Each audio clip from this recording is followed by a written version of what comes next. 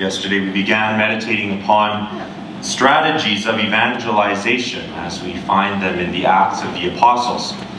We considered how it was the desire for the salvation of the jailer's soul that kept Paul and Silas in prison, for even when the doors had been opened by the angel, they did not leave, so that they would have this opportunity to continue to proclaim the gospel to yet another soul.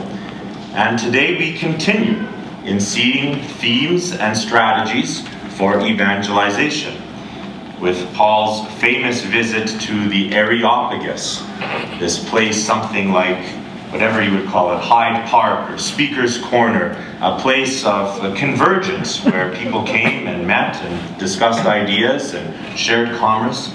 He put himself right in the middle of their everyday life. And what Paul does is something that is an important element of the new evangelization. And that is to find where there is already a seed or a grain of the gospel message at work, probably unknowingly, that can be brought to light by the people who are ignorant of the fact that they're already moving in the right direction. For him, he uses the fact that in their shrine to many gods, where they, as pagans, worshipped many different deities, they had an altar to what was known as the unknown God, the catch-all. For all the gods that we aren't worshipping, that we're supposed to be worshipping, we're worshipping you here. That was how they covered their bases. St. Paul says, that God whom you do not know, and who you are not worshipping knowingly and actively, is the one true God, the one who was raised from the dead. And so he begins to preach the gospel message to them. We live in a pagan society. And I mean that very literally. We live in a time where people worship literally many things. And in some cases, they worship evil, which is not God. They worship sexual pleasure. They worship the exaltation of supposed freedom. They worship money. We live in times when people have false gods by the dozen. And yet, there are still glimmers of people's desire to worship in spirit and truth, as our Lord says in the gospel. We know that that is deep within the human heart because that is how he made us.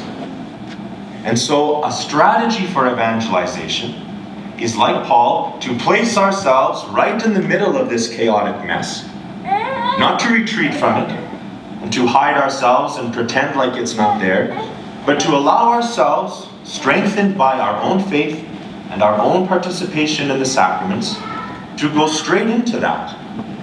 And while there, to say, dear friends, there is a God whom you're already worshiping that you may not realize. And look for openings where we can find whatever grain of goodness and truth is already active in their life and make a connection with the gospel there. Take, for instance, in our schools.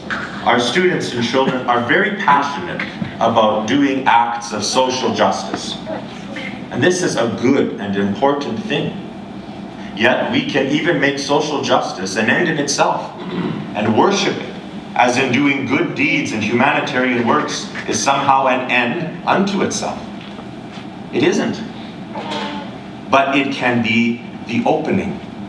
It is the way where we can help people see that in serving the neediest of God's children, we are honoring him.